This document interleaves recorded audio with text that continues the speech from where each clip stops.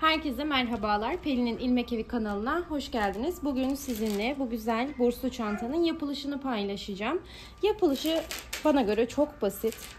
19 tane gül motifi kullandım. Gül motiflerini yaparken de 3 farklı renkte koton ip kullandım. Bir de zincirim var ve 25 santimlik bursum, 3 milimlik de tığım var. Kırmızıyı kullanırken tam bir tane ip kullandım. Yeşilden de hemen hemen bir ipin yarısı kadar, bejden de çok az bir miktarda ipim kaldı. Yani aslına bakarsanız 3 renkten de bir çileyi aşmayacak şekilde malzeme kullanmış oldum. Şöyle tekrar içini göstereyim. Görmüş olduğunuz gibi içine ben bir de fırfır detayı ekledim. Şu kenarlarını dikerken dikiş çok fazla gözüksün istemedim. Güzel bir işçilik çıksın istediğim için. Siz isterseniz dikmeye de bilirsiniz. Detaylarıyla anlatmaya çalıştım. Umarım beğenirsiniz. Şimdiden yapacak olan herkesin eline emeğine sağlık. Bir de şöyle bir çantamız var. Bunun da zaten motiflerini bir ya da iki önceki videomda anlatmıştım. Şu çantayı yaparken kullanmış olduğum tüm tekniklerin aynısını kullanarak bu çantayı da elde edebilirsiniz. Herkese kolay gelsin. Evet, görmüş olduğunuz gibi ben motiflerimi birleştirmeye hazırladım. Totalde 19 tane motifim var. Bu gül motiflerinin yapılışını zaten bir önceki videomda paylaşmıştım. Oradan izleyerek siz de yapabilirsiniz. İstediğiniz renk tercihini de yapabilirsiniz. Ben burada kırmızı kullandım. Siparişim kırmızı olduğu için. Burada gördüğünüz gibi 5 sıra şeklinde yerleştirdim. Alttaki 3 sıramda 3'erli gül grubum var. Üstteki 2 sırada da 5'erli gül grubum var. Burası gövde ve burası yan tabanı ile birlikte yarım gövde olacak şekilde yerleştirdim. Birleştirmesi de oldukça basit. Klasik birleştirme metodunu kullanarak birleştireceğiz. Ben birleştirirken ilk önce şu araları birleştiriyorum. Sonra dikini birleştirmeye devam ediyorum. Yine çerçevede kullanmış olduğum 5 tonuyla birleştirme yapacağım. Hazırsanız hemen ipiniz, tığınız hazırsa birlikte birleştirmeye başlayabiliriz. Evet, şimdi hemen nereden başladığımı tekrar uygulamalı olarak da göstereyim. Şimdi şu an alttaki ilk üçlü gruptayım. Bakın şuradan şöyle hemen alıyorum. Ön yüzleri gördüğünüz gibi birbirine bakıyor. Köşe noktalarıma şöyle yakınlaştırayım. Gördüğünüz gibi köşe noktalarımdan tığımı geçiriyorum. Hemen ipimi içinden geçirip bir tur döndürüyorum. Ve bir bağlama zincirimi çektim. Şimdi köşe noktalarını yaparken 2 adet sık iğne yapacağız. Bir tane bağlama zincirini birinciden sayıyorum ve ikinciyi yaptım. Şimdi sırasıyla takip eden bütün ilmeklerimin tepesine, hatta şöyle göstereyim, bakın burada bunun, burada da bunun tam karşısına denk gelecek şekilde sık iğnelerimi yapıyorum. İlmek atlamamaya özen gösterin. Sık sık kontrol edin. Herhangi bir yamukluk vesaire olmasın. Yoksa motifleriniz kötü gözükür. Bu şekilde sıramın sonuna kadar tüm ilmeklerimin tepesine kontrol ederek sıramı kaydırmadan, bakın ben de sık sık o kadar yapmış olmama rağmen her zaman kontrol ederim. Çünkü bir ilmek ya da 2 ilmek kaçtığı zaman gerçekten görüntü kötü duruyor. O kadar emeğiniz boşa gitsin istemem. Dikkat ederseniz sizin için de daha kolay olur. İsterseniz plastik tutuculardan da destek alabilirsiniz. Şimdi ben burada sıramın sonuna kadar geldim. Neredeyse. Şu köşeleri yine tutuyorum. Evet, sıramın sonuna geldim. Şimdi bakın yine köşe noktama ikisine de girdim. Bir sık iğne. İkinci sık iğnemi yaptım. Bunu bitirmiş oldum. Hemen şöyle göstereyim. Bakın gayet muntazam bir birleştirme yapmış olduk. Şimdi şöyle uzaklaştırayım hemen. Şimdi diğer ikiliyi alacağım. Şöyle aldım. Şuraya bırakıyorum. Hemen şu ilmeğimi alıyorum. Şöyle sıkılaştırdım. Bakın. Yine hemen şöyle yakınlaştırayım. Görmüş olduğunuz gibi şöyle ve şöyle. Bakın ikisinin de ön yüzündeyim. Şöyle yapayım hatta. Evet. ilmeğimi içinden geçirdim, sıkılaştırdım ve bir sık iğne, aynı köşe noktasına ikinci sık iğnemi de yapıyorum ve artık 4 motifimi birbirine eklemiş oldum. Şimdi bütün ilmeklerimin tepesine bir önceki motifimde olduğu gibi sık iğne yaparak devam ediyorum.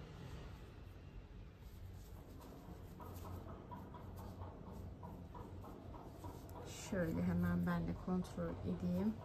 Kaydırma yapmayayım. Bu bunun, bu bunun. Evet.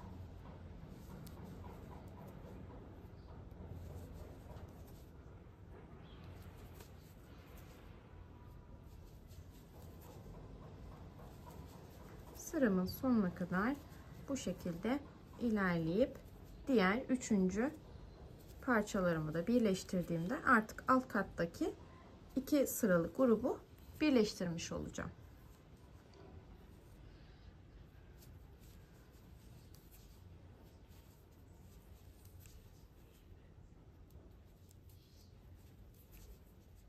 Ben köşeme geldim. Köşelerde 2 adet sık iğne yapıyorduk. 1 ve 2. Hemen şöyle bakın göstereyim. Bakın 4 motifi artık birbirine birleştirmiş olduk. Hemen şu yandaki sıradakiydi. Hemen onları da şöyle alıyorum. Şöyle birbirine ekliyorum. Köşe noktalarından her zamanki gibi girdim. İlmeğimi sıkılaştırdım ve bir sık iğnemi yaptım. İkinci sık iğnemi de yine aynı köşe noktama yaptım ve ilmeklerden devam ediyorum. Hızlı ilerlediği için bu alanı kesmek istemedim açıkçası. Birlikte yapalım diye. Hemen şimdi motifin bitişinde nasıl bir işlem yapacağız onu göstereyim. Sonra siz bütün bu üstteki yanları birleştirdiğinizde ben de birleştirmiş olurum. Bu sefer dik birleştirme işlemine geçeriz. Şöyle köşelerimi kontrol edeyim.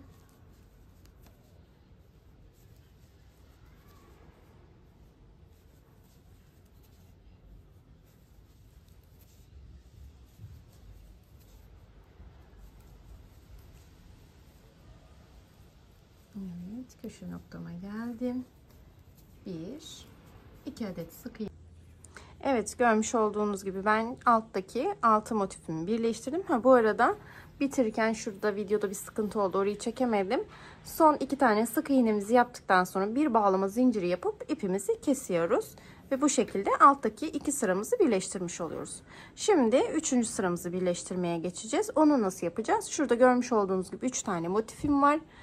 Şunu şuna, şunu şuna, şunu şuna, aynı bu teknikte olduğu gibi birleştireceğim. Birleştirdikten sonra tekrar görüşelim. Evet, görmüş olduğunuz gibi ben 1 2 3 sıramı birleştirdim. Buradaki teknikle bu sırayı da birleştirmiş oldum. Şimdi hemen üst sıramızı geçeceğiz. Üst sıramızda gördüğünüz gibi üst sırada 5 adet motifim var. Ama şu motifimin altında, şu 2 motifimin altında herhangi bir motif olmadığı için şunları şöyle bir kenara çekiyorum ki kafanız karışmasın. Burada yine şu üçünü birleştireceğiz.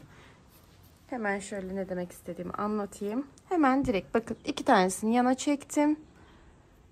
Şu yakınlaştırayım. Köşe noktamdayım. Diğer motifimi de aldım. İçinden ipimi geçiriyorum. Aynı alt sırada olduğu gibi sanki yine üstte 5 değil de 3 motifim varmışçasına 3 motifimi birleştiriyorum. Yandakileri görmüyorum. Neden? Altında motif olmadığı için birleştirecek bir motifim yok çünkü. Hemen şöyle yine bütün ilmeklerimin içerisinden alarak sırasıyla sık iğnemi yapıyorum ve bu sıramı da tamamlıyorum. Bu sıramı da tamamlayayım. Sonra bir üst sırada artık 5 adet olan son sıramı da birleştireceğim. Sonra artık yan sıralarımızı birleştirip tamamen çanta formuna kavuşturacağız. Evet, sıramızın sonuna kadar gelelim. Bu 3 motifi de birleştirelim. Ondan sonra bir üst sırada görüşelim. Evet, görmüş olduğunuz gibi 1, 2, 3, 4 sıramızı birleştirdik. Şimdi sırada en üst beşlimiz var. Şimdi bu en üst beşliyi yaparken nasıl yapıyoruz? Şunu bir tık aşağıya çekiyorum. Şu ayırdığım 2 motif vardı ya, artık bunları da kullanacağım. Hemen şöyle bakın, şu kenara ayırdığım bir adet motifim. Bu üstteki beşlemin ilk motifi. Hemen şöyle yine aşağıda olduğu gibi ön yüzlerini alıyorum. İçinden geçirdim. Ve şöyle 2 adet sık iğnemi yaptım. Evet. Hemen şöyle yakınlaştırayım. 2 adet sık iğnemi yapıyorum. Hemen şöyle motifimi ilerletiyorum sık iğnelerle.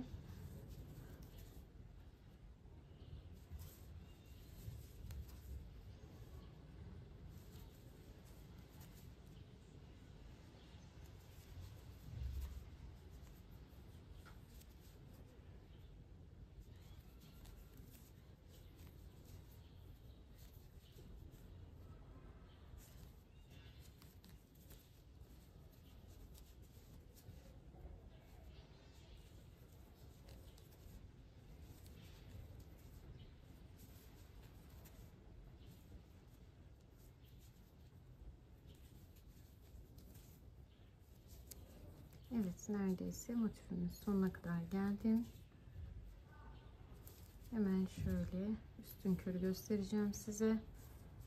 Son köşemdeyim. 2 adet sık iğnemi yaptım. Evet, şöyle ilmeğimizi bir uzatalım. Hemen şöyle bakın, şu anda alt sıranın ilk motifini birleştirmiş oldum üstteki motifimle. Şimdi ne yapıyorum? Aynı şekilde devam ediyorum. Bakın, bunlar buna aitti zaten. Şunu da hatta yerleştirelim. Şimdi şu birleştirmiş olduğum ve şu boşta kalan motifimi alıyorum.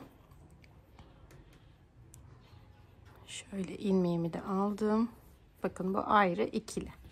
Hemen altta birleştirdiğimi üstte artık son sıramda kalan motifimi alıyorum ve birleştiriyorum. Bu şekilde yine hemen sırasıyla birleştirmeye devam ediyorum.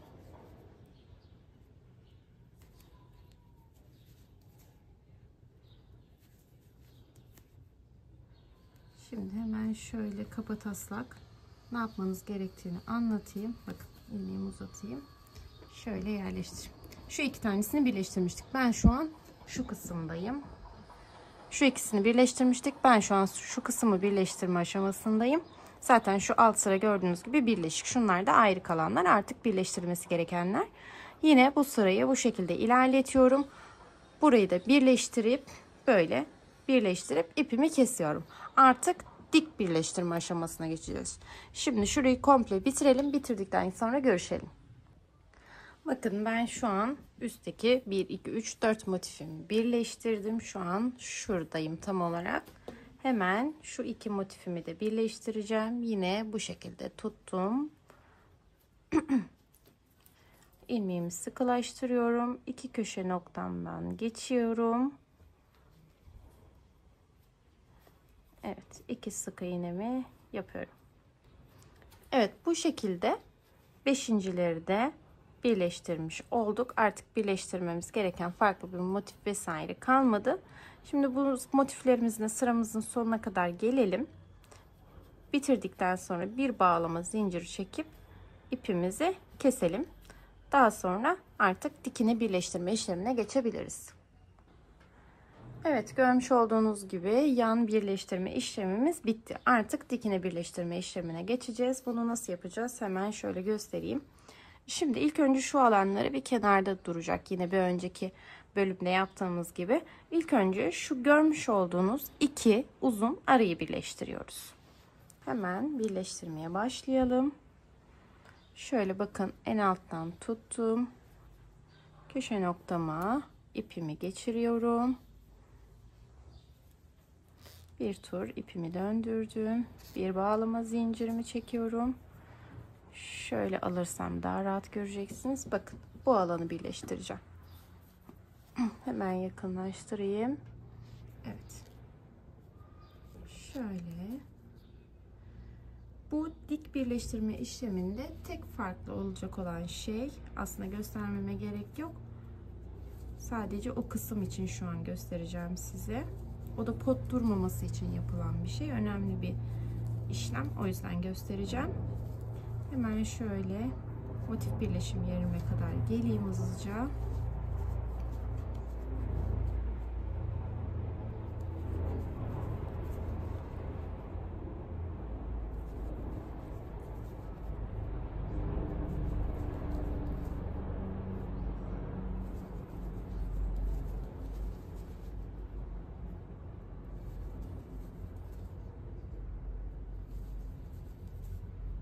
Evet, neredeyse geldim.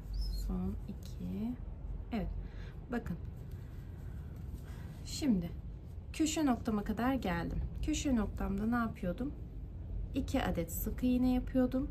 Burada artık bir birleşim alanı olduğu için bu köşelerde artık 2 değil, 1 tane sık iğne yapıyoruz.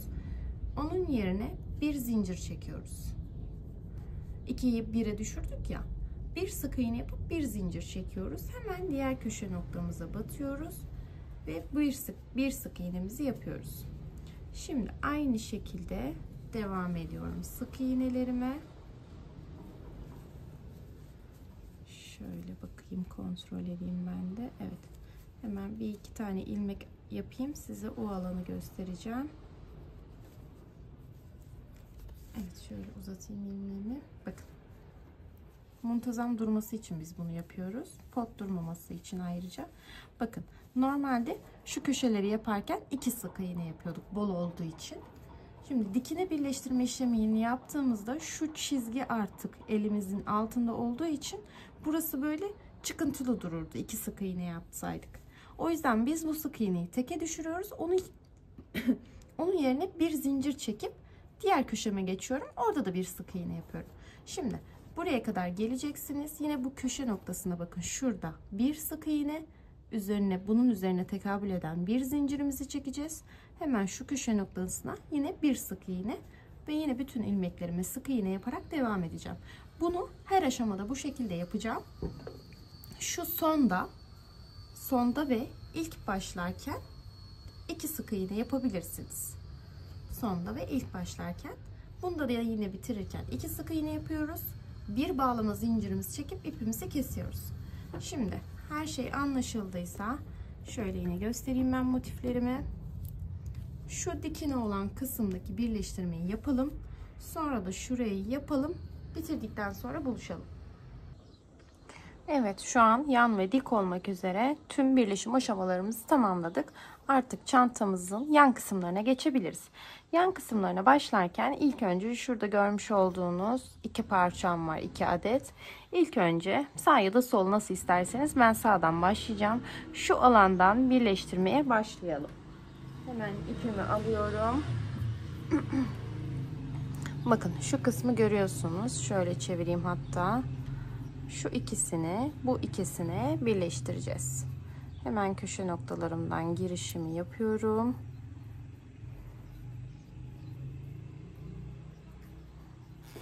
Ben yakınlaştırayım. Evet. Şimdi ikinci sık iğnemi yaptım. Şöyle motifime bakıyorum. Her şey yerli yerinde mi? Evet. Şimdi sık iğnemi yapmaya devam ediyorum.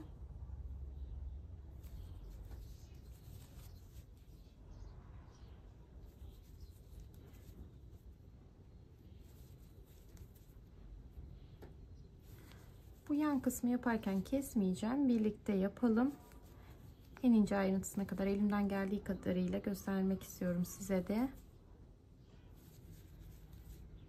Şöyle devam edelim.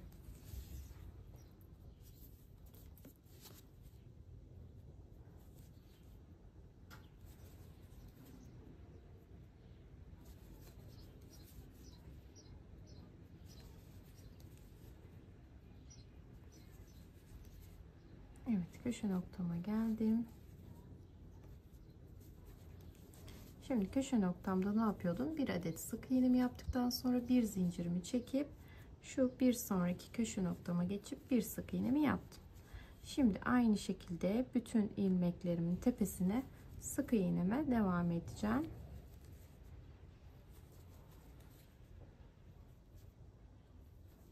Şu motifin sonuna kadar.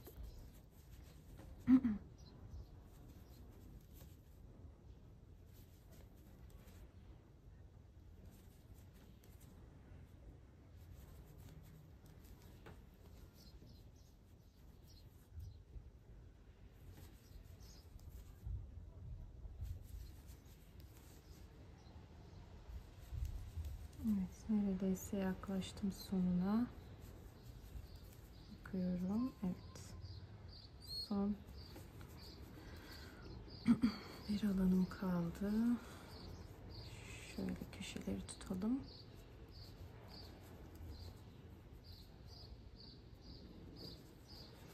Evet, köşe noktama geldim. Bakın şunun köşesi ve şunun köşesi. Bir adet sık iğnemi yaptım.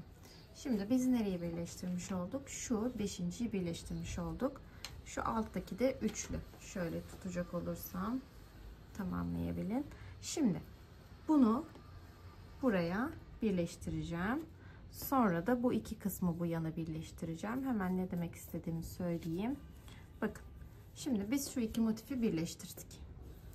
Şu aşağıya bakan kısım, hani şöyle dik göstermiştim ya, o kısım yani. Bu iki motifimi birleştirdikten sonra hemen şu motifime geçiyorum. Sadece bir adet şurayı birleştireceğim. Bir adet sık iğnemi yapmıştım zaten şurada. Şimdi bu köşeye batıyorum ve şu birleştireceğim motifin köşesine batıp bir adet sık iğnemi yaptım. Hemen şöyle motifimi tutacağım, kaydırma yapmayayım ve bütün ilmeklerimin tepesine sık iğne ile devam edeceğim.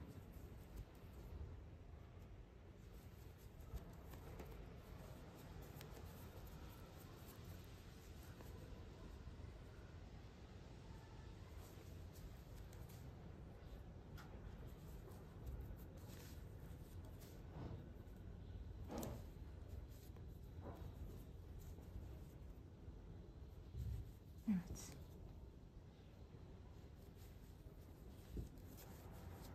Şöyle kontrol edeyim.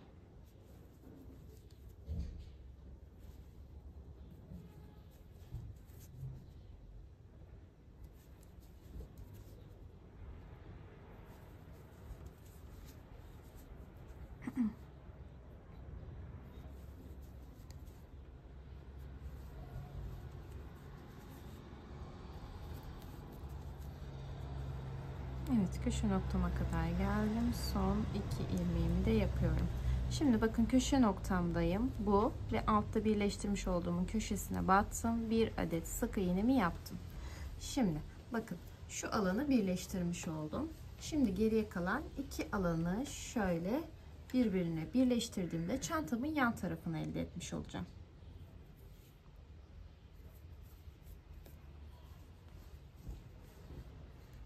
Şimdi şöyle tekrar bu köşeme girdim ve birleştireceğim kısımdaki köşeye battım. Bir adet sık iğnemi yaptım. Şimdi devam edebiliriz. Hemen ilmeklerimin üstüne sık iğne yaparak devam ediyorum. Evet, şu ipimizi de keselim hatta kafamız karışmasın. Evet.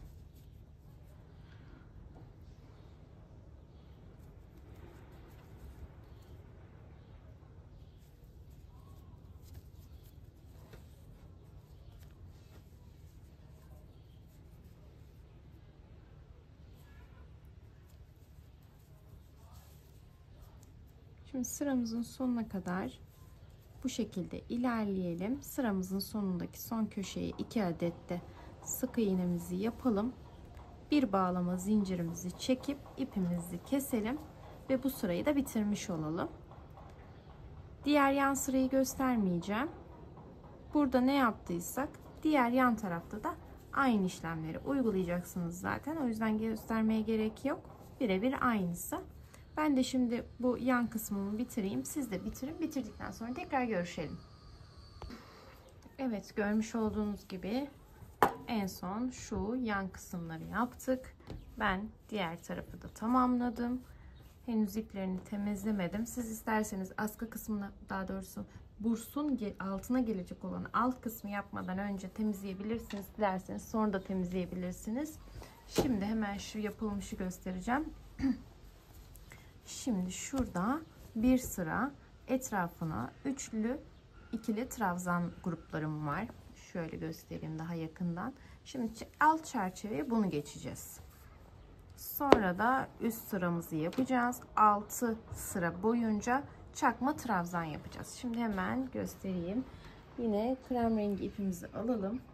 Daha doğrusu etrafında çerçevede kullandığım bej renk ipimi alacağım ben. Keşke ipimi koparmasaydım. Unuttum. Siz eğer hala koparmadıysanız koparmayın.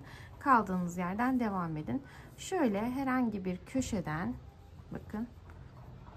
Köşe demeyeyim, hatta şöyle ortadan yapalım. Bakın şu an ben yan tarafın orta kısmından başlıyorum. Girişimi yaptım. Şöyle bir tur doladım. 1, 2 ve 3 adet zincirimi çektim. Hemen şöyle. Buraya şimdi 3 adet ikili trabzanımı yapacağım. Şu an aslında 2 tane yaptım. Çünkü başta çekmiş olduğum 3 zincirde bir trabzandan sayıyorum. Başımı doladım. Hemen yan kutucuğa geçiyorum. Oraya da 3 adet ikili trabzanımı yapıyorum. Yan tarafa geçiyorum.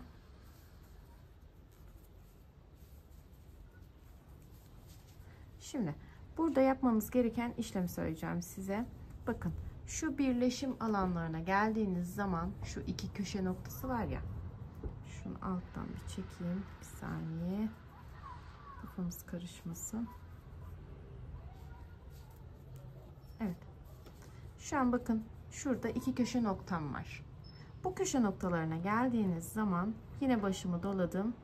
Şu hemen tam orta noktasına 3 adet ikili trabzan yapacağız. Burada iki köşeye aslında normal şartlarda boşluklar olduğu için hem şuraya hem şuraya trabzan grubu çalışmam gerekirdi ama bunu yaparsam çantamın ağzı marullanır, geniş olur. O yüzden bu iki köşe noktalarına geldiğimizde tam orta noktasını bulup sadece bir grup olacak şekilde 3 adet ikili trabzan yapacağız. Başımı doladım. Bakın hemen sonraki kutucuğuma geldim. Yapmaya devam ediyorum trabzan gruplarımı. Bir tane daha göstereyim. Ondan sonra devamını da göstermeyeceğim. Sıramın sonunda tekrar buluşacağız. Hemen şöyle ilerleteyim hızlıca. 1, 2 ve 3. 1, 2, 3. Bakın yine köşe noktasına geldim. Bakın burada bir köşem var, burada bir köşem var. Başımı doladım. Hemen şu birleştirme noktamın ortasına geliyorum. Şöyle göstereyim. Yine ip üstte kalmış. Onu bir alta çekeyim. Şimdi iki köşe noktam burası. Şurası birleştirmiş olduğum alan. Hemen şöyle orta noktasına batıp oraya bir grup olacak şekilde 3 adet ikili trabzanımı yapıp hemen bir sonraki kutucuğuma atlayacağım. Şu an ikinciyi yaptım. Ve 3. Başımı doladım. Hemen bakın yan kutucuğa. Şimdi bu şekilde ilerleyeceğiz. Başladığımız noktaya gelene kadar bu şekilde devam edelim. Bitirme aşamasına tekrar görüşelim. Evet, ben son boşluğumdaki 3 adet ikili trabzanımı yaptım. Şimdi kapatış noktasındayız. Şurada hemen 3 zincir çektiğim ilk alanın tepesine batıyorum. İlmeğimi içinden çıkarıp kaydırmamı yapıyorum. Şimdi bir zincir çekip üst sıraya geçeceğim. Burada artık 6 sıra çakma trabzan yapacağım. Benim şöyle elimde 25 santim genişliğinde bir bursum var. Bunun etrafını saracak derecede kalınlıkta çıkacağız. Şimdi ben bir 6 sıra yapacağım. Ondan sonra sarma aşamasını göstereceğim. Çünkü Genelde bursların kalınlığı aynı oluyor ama ne olur ne olmaz. Sizin bursunuz daha kalınsa belki 8 ya da 9'u da çıkmanız gerekebilir. Şimdi bir üst sıraya çıktık. Bir zincirimizi çektik. Başımızı doluyoruz. 6 sıra boyunca çakma trabzan yapacağım. Şurada görmüş olduğunuz ilmeklerin tepelerine hepsini atlamadan çakma trabzanlarımı sırasıyla yapıyorum.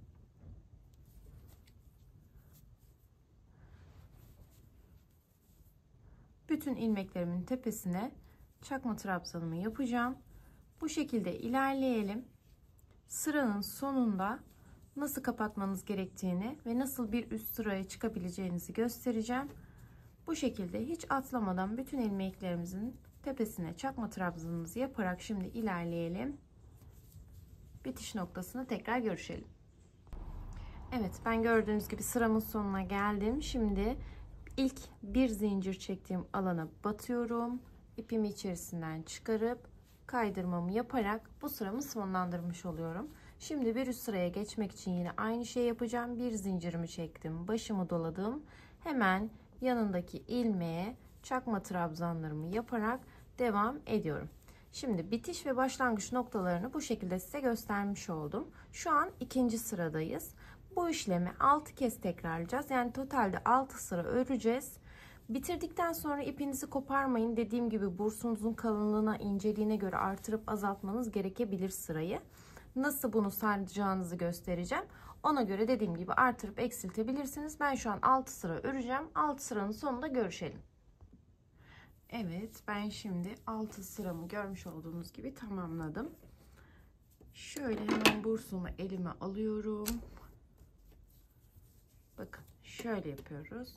Hemen şu alt sıranın orta noktasına getireceksiniz. Şöyle. Pardon. Evet. Şöyle göz kararı ortalıyorum. Bakıyorum. Hemen şu en son yaptığımız bir sıra üçlü trabzan sırası vardı ya. Ucunu oraya kadar getirdiğimde eğer bursumu sarıyorsa artık sıranız bitmiş demektir. Benim 6 sıra yeterli olmuş. Dediğim gibi burslar genellikle kalınlıkları standart oluyor ama hani siz farklı bir materyal kullanacaksanız belki bir tık daha kalın olabilir. O yüzden 6 sırada yetmeyebilir. Artırabilirsiniz ya da daha ince ise 6 sırayı azaltabilirsiniz. Hemen şöyle kalınlığına bakmaya çalışayım sizin için. Bakalım kalınlığı ne kadarmış. Ortalama 1 santim. Bakın. Ortalama 1 santim. 25 santim uzunluğunda da bir bursum var. Evet, şimdi bunun yerleştirmesine geçeceğiz. Çantamızı şu şekilde görmüş olduğunuz gibi şöyle ağzını açıyorum. Şimdi detaylıca nasıl yerleştireceğinizi göstereceğim. Evet, çantamın görünüşü şu şekilde. Hemen ağız kısmına şuralar yanları gördüğünüz gibi şöyle tuttuğum zaman bakın şöyle içine yerleştireceğim.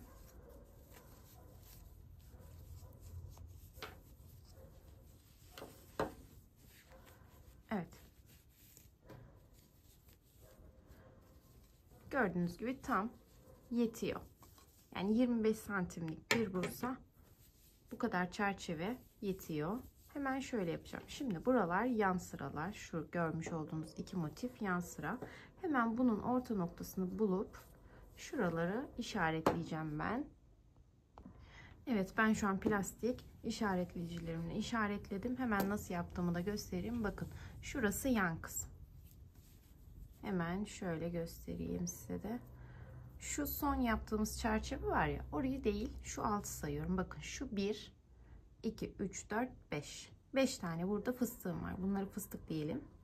1 2 3 ortasındaki üçüncüye tekabül ediyor. Hemen şöyle tığımla orta noktasını buldum ve işaretledim. Hatta şöyle de yapabilirsiniz direkt. Daha rahat edebiliyorsanız eğer.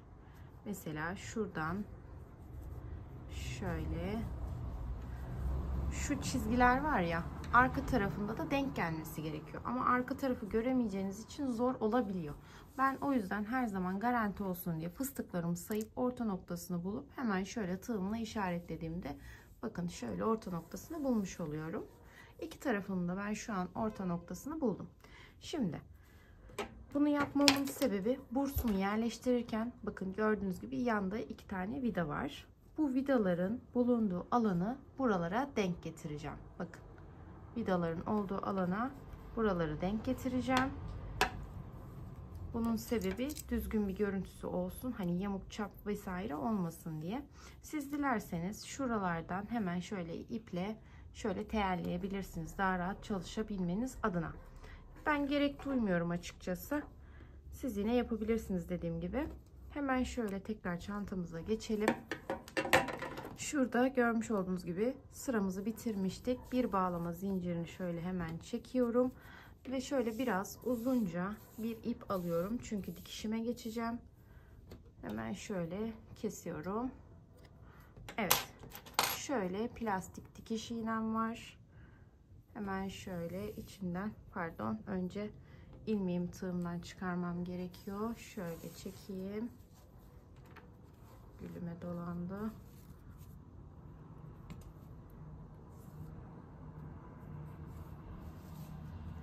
Evet, şöyle çekelim. Evet, şöyle sabitleştirdik. Hemen şimdi kestiğimiz uçtan iğnemize takacağız. Evet, iğnemi taktım. Şimdi bursumu alıyorum. Yönünü karıştırmayın. Şöyle bakın, açılan kısım şöyle olacak. Şimdi hemen bu işaretlemiş olduğum iğne yeri var ya, iğnemle bir oraya kadar geleceğim ilk etapta. Onu nasıl yapacağım? Görmüş olduğunuz gibi burada bitirdim ben örgümü. Hemen şöyle bir alttan bir üstten yaparak şu iğnemin olduğu alana kadar geleceğim. Şöyle bir alttan bir üstten yaptım.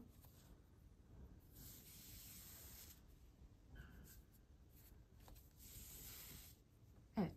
Şu an iğnemin olduğu yerdeyim. Şimdi artık bursumu çerçevelemeye başlayabilirim.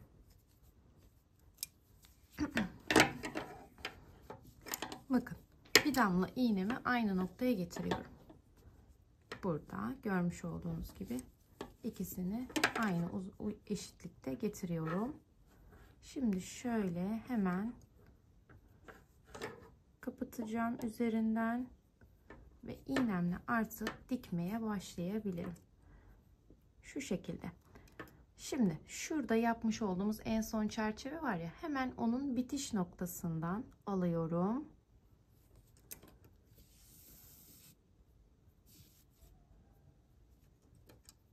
Sonra hemen onun karşısına tekabül eden ilmeğimden geçip sıkılaştırıyorum. Bir alttan bir üstten alarak burayı bu şekilde diğer ilmek tutucumun olduğu yere kadar dikeceğim. Şöyle tekrar göstereyim, bakın. Buradan alıyorum. Tam son yaptığım çerçevenin bitiş noktası. Hemen onun bir yanındaki sıra. Biraz daha yaklaştırayım, tam net göstereyim. Çerçevemin hemen bitiş noktası ve hemen onun karşısına tekabül eden diğer ilmeğimden aldım ve sıkı sıkı dikiyorum.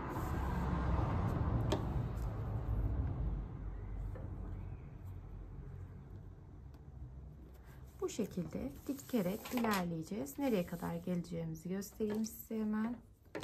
Bakın. Bu iğnem de burada. Hemen bu şurayı da böyle katladığımızı varsayalım. İğnemin olduğu yere kadar, şu vidanın olduğu ve iğnemin olduğu yere kadar bu şekilde dikerek geleceğim. Şimdi ben dikeyim. Diktikten sonra buradan sonraki aşama için tekrar görüşelim. Evet, görmüş olduğunuz gibi ben şu kısmı bitirdim. Hemen şöyle kapattığımda nasıl gözüküyor onu da görelim. Bakın, gördüğünüz gibi gayet muntazam. Hiç tıkışıksı vesaire belli olmuyor. Şimdi hemen diğer tarafına geçelim. Evet, bakın şu an ilmek tutucum tam vidamın üzerinde. Şöyle hemen şurada bir ilmeğim kaldı. Onu da dikeyim.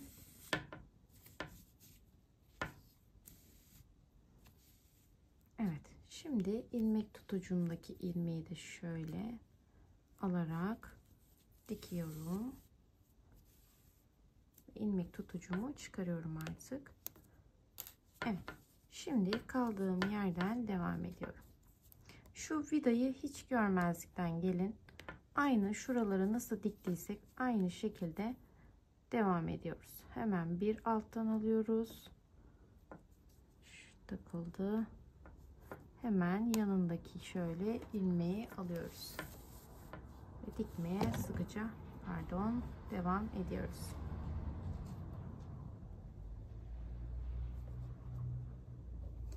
Burada biraz zorlanabilirsiniz. Ben de zorlanıyorum. Evet. Bu şekilde devam edeceğiz. Aynı burada yaptığımız işlemin birebir aynısını diğer vidalı kısımda da yapacağız. Daha sonra zaten sonuna kadar dikeceğiz. Ve ipimizi birkaç kere aynı yerde dikerek sağlamlaştırıp ipimizi kesip gizleyerek ipimizin ucunu tekrar keseceğiz. Evet, buradaki işlemin aynısını şimdi diğer tarafa gelinceye kadar yapalım. Diğer tarafta bitiş noktasında görüşelim. Evet, gördüğünüz gibi ben bursumun tamamını bu şekilde size de anlattığım gibi dikişini yaptım. Şimdi iç kısmını astarlamaya geçeceğiz. Bunu nasıl yapıyoruz? Şimdi bursumuzu açtığımız zaman hemen şöyle bir metre mezura yardımıyla ben şöyle yapıyorum. Bakın şu birleşim yeri gördüğünüz gibi oradan baz alarak, yani tam şuranın ortası vidası zaten. O vidadan şöyle baz alarak iç kısmını diğer vidaya kadar ölçüyorum.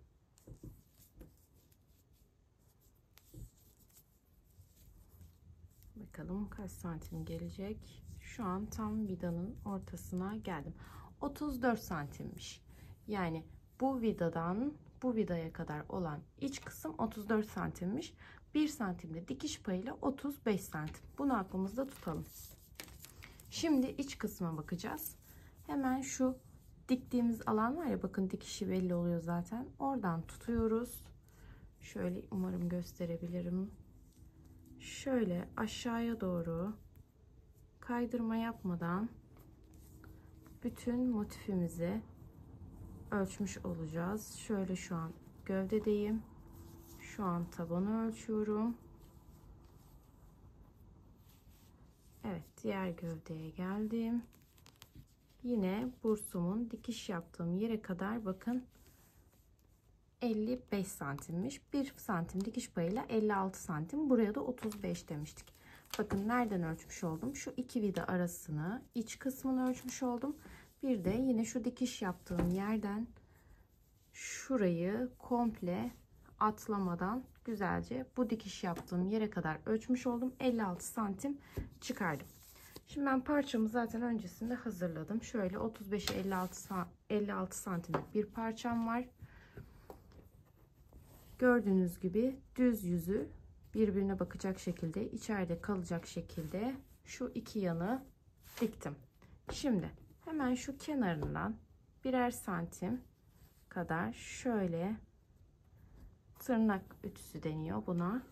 Hemen şöyle işaretimi koyacağım. Şöyle katlarken, yani dikme aşamasında sürekli katlayarak vakit kaybetmemek adına şu kenarına şöyle bakın tırnak ütüsü yaptım. Şimdi aynı şekilde diğer tarafına da yapıp hazırlayacağım. Şöyle göstereyim, daha rahat olacak. Evet. Birer santim kadar da bu tarafından koyuyorum. Evet. Bu dikme aşamasında işimi kolaylaştıracak bir şey. Şimdi hemen çantamıza yerleştirme aşaması. Çantamı açtım. Diktiğim parçayı içerisine koydum. Şöyle açıyorum. Evet. Şimdi şu katlamış olduğum yerler zaten bakın hemen kendini belli ediyor. İlk önce şu dikmiş olduğumuz alan var. Bakın şurada çizgi şeklinde dikişim belli zaten.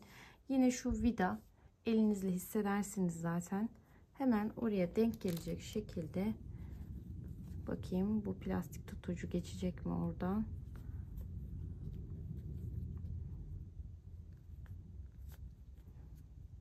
Herhalde ki beni zorlayacak. Normal bir iğne bulup hemen geliyorum. Evet, hemen dediğim gibi şöyle dikişimi baz aldım. Hemen vidamın olduğu kısma şöyle topla iğne ile iğneleyeceğim. Kayma olmasın. Astarımda da herhangi bir yamukluk olmasın. Evet. Şimdi diğer tarafı aynı şekilde yine katladığım kısmı şöyle katlıyorum. Vidamın olduğu yere şöyle iğneliyorum.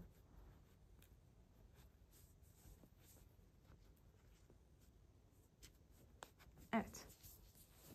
Şimdi artık kenarlarını rahatlıkla dikebilirim.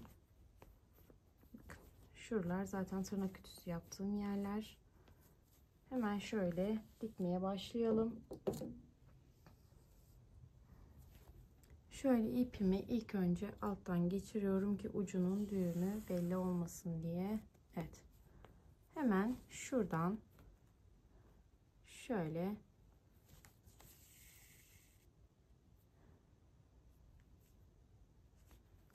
istediğiniz dikiş yöntemini kullanabilirsiniz. Ben gözükmemesi adına elimden gelen çabayı sarf ediyorum açıkçası. Ne kadar gözükmezse astarınızda dikişiniz o kadar temiz bir işçiliğiniz olur. Ben bir önden alarak bir arkadan alarak yapıyorum ki çok minik olsun dikiş izim, çok göze batmasın diye açıkçası. Siz dediğim gibi istediğiniz gibi dikebilirsiniz. Sonrasında da şöyle küçük bir dantelim var. Ben genelde onu kullanıyorum. Yine her ihtimale karşı şuradaki dikiş izi belli olmasın diye. Çünkü bunlarda ip isteseniz de belli olmuyor. Şunu da üstüne bir kat dikerek devam ediyorum ve çantamı bitirmiş oluyorum. Ben şimdi astarını dikip geleyim. Belki şu bunlardan kullanmak isteyen arkadaşlarımız olabilir. Onu da daha sonra nasıl diktiğini bir sonraki videolarımda vesaire gösterebilirim.